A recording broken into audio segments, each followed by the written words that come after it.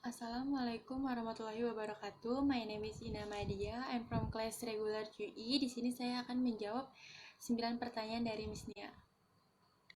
Pertanyaan nomor 1. Jika Anda menjadi guru, upaya apa yang Anda lakukan untuk membuat suasana kelas yang lebih berhasil di sekolah?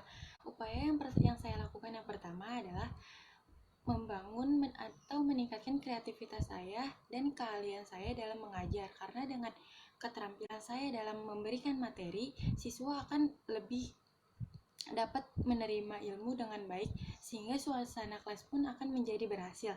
Yang kedua adalah memanfaatkan teknologi atau informasi, karena dengan menggunakan teknologi informasi dalam proses mengajar membuat pembelajaran di sekolah akan lebih asik dan menarik, jadi siswa nggak akan bosen, jadi suasana belajar juga akan berhasil. Upaya yang ketiga adalah interaksi antar guru dan siswa. Dengan cara interaksi antar guru dan siswa akan membuat suasana kelas itu yang berhasil. Contohnya adalah proses tanya jawab antar guru dan siswa. Dengan proses tersebut, siswa tuh akan lebih aktif sehingga suasana belajar tuh akan lebih berhasil. Dan for to the last adalah dengan cara evaluasi komunikatif. Evaluasi yang saya lakukan di akhir pembelajaran dengan cara kuis atau tugas. Jadi saya bisa mengetahui suasana belajar nih udah benar atau belum, suasana belajar udah berhasil atau belum. Nomor 2, sebagai calon pendidik, jelaskan manfaat dalam mempelajari teori-teori belajar. Yang pertama, dengan cara mempelajari teori-teori belajar membantu saya sebagai calon pendidik untuk memahami bagaimana cara siswa belajar. Contohnya pada saat saya mempelajari teori behavioristik. Teori ini sangat menekankan pada perubahan tingkah laku anak. Jadi saya bisa mengetahui langkah apa atau cara apa yang saya lakukan untuk meningkatkan perubahan tingkah laku pada anak yang jadi lebih baik. Dan yang kedua adalah membantu guru atau membantu saya sebagai calon pendidik dalam memberikan bantuan atau memberikan dukungan kepada siswa dalam meraih prestasinya. Jadi saya bisa membantu anak dalam meraih prestasinya yang agar lebih maksimal. Dan yang terakhir, dan manfaat yang terakhir bagi saya adalah membantu saya atau membantu calon pendidik dalam mengelola kelas. Jadi saya bisa tahu cara mengelola kelas yang berdasarkan teori-teori belajar itu seperti apa. Nomor 3, terkait masalah belajar, temukan masalah-masalah dalam belajar yang ada di sekitarmu dan berikan pendapatmu mengenai solusi untuk masalah belajar. Masalah belajar yang saya temukan di sekitar saya adalah masalah belajar pada adik saya. Adik saya adalah siswa kelas 7 SMP, di mana di era pandemi seperti ini mengharuskan belajar di rumah atau learning at home, di mana perubahan-perubahan ini mengakibatkan masalah-masalah belajar pada adik saya. Contohnya adalah rasa kurang disiplin dalam belajar, berkurangnya rasa ingin tahu, dan berkurangnya semangat belajar, dan suasana lingkungan yang berisik atau kurang nyaman. Pendapat saya mengenai masalah-masalah belajar ini adalah saya sebagai kakak memberi motivasi atau memberikan dukungan, memberikan semangat yang terus-menerus kepada adik saya agar semangat belajar, karena ini merupakan poin penting dalam belajar. Jadi saya memberitahu terus-menerus agar adik saya paham tentang semangat belajar itu seperti apa. Dan yang saya lakukan juga memberi contoh kepada adik saya tentang gaya belajar yang baik, yang nyaman seperti apa, agar ilmunya juga masuk. Dan untuk masalah lingkungan yang berisik atau kurang nyaman, bisa mungkin saya mengkondisikan lingkungan yang aman, nyaman, agar adik saya dapat belajar dengan nyaman, dengan baik, seperti itu. Dan juga saya memberitahu adik saya yang lembut, yang baik, dengan gak pakai kekerasan gitu. Pertanyaan nomor 4, apa saja cara belajar efektif menurut saya? Cara belajar yang efektif menurut saya yang pertama adalah dengan cara memilih suasana belajar yang nyaman. Misalnya dengan cara mendengarkan musik, itu akan membuat kita nyaman, rileks, dapat membangkitkan semangat, membangkitkan mood kita dalam belajar, sehingga kita bersemangat sekali dalam belajar.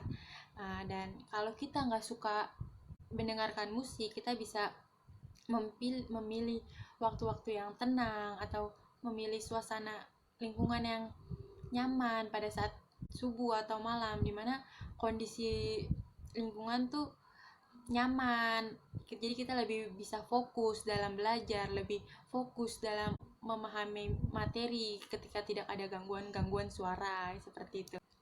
Cara belajar efektif yang kedua menurut saya adalah dengan cara membuat rangkuman, menulis poin penting dalam materi. Jadi menggunakan bahasa kita sendiri. Jadi diyakini kita jauh lebih efektif dalam belajar. Dan yang ketiga adalah memahaminya bukan menghafal. Karena dengan kita memahami isi pembelajaran, kita insya Allah kita bakal paham. Belajar pun jadi lebih efektif. Dan kalau misalnya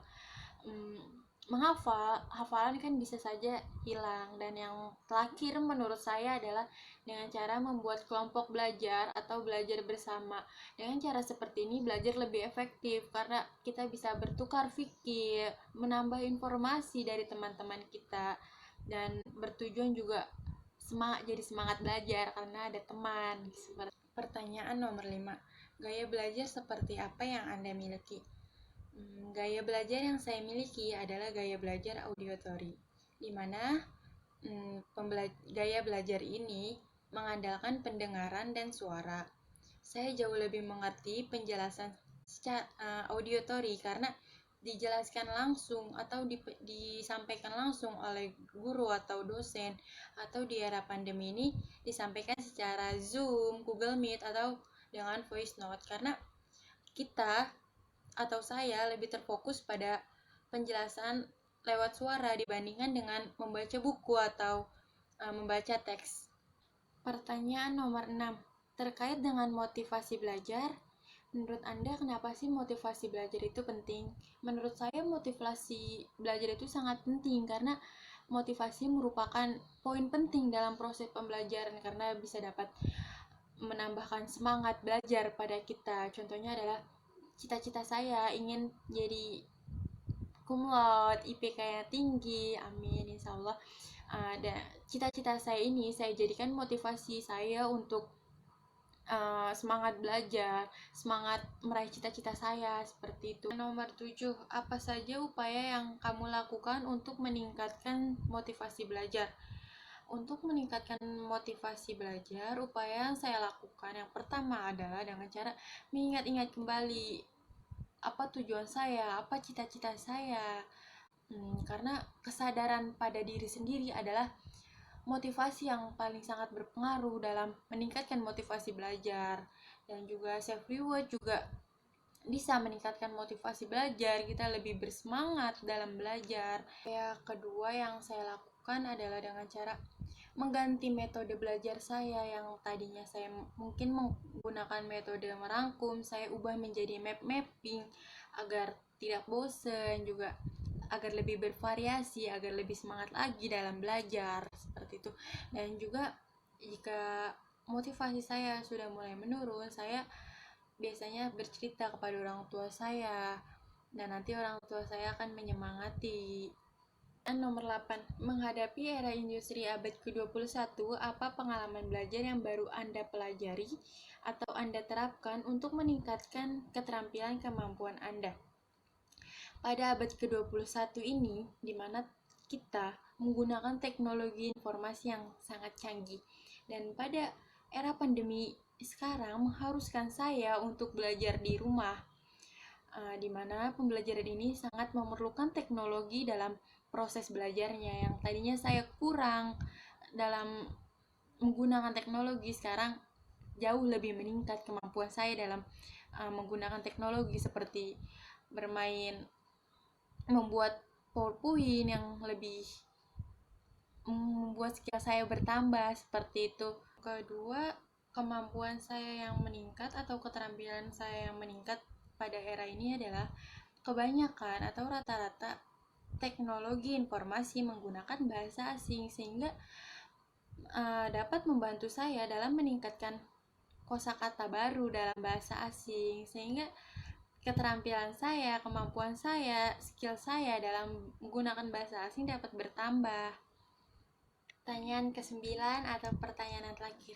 Menurut Anda, apa persoalan pendidikan yang selalu dialami guru dan siswa di Indonesia? Menurut saya, di Indonesia, persoalan pemerataan pendidikan dan kurangnya sarana prasarana yang ada di sekolah Indonesia atau di sekolah-sekolah di daerah terpencil atau pelosok, ini adalah menjadi persoalan yang paling serius karena kebanyakan dari sekolah-sekolah yang ada di pelosok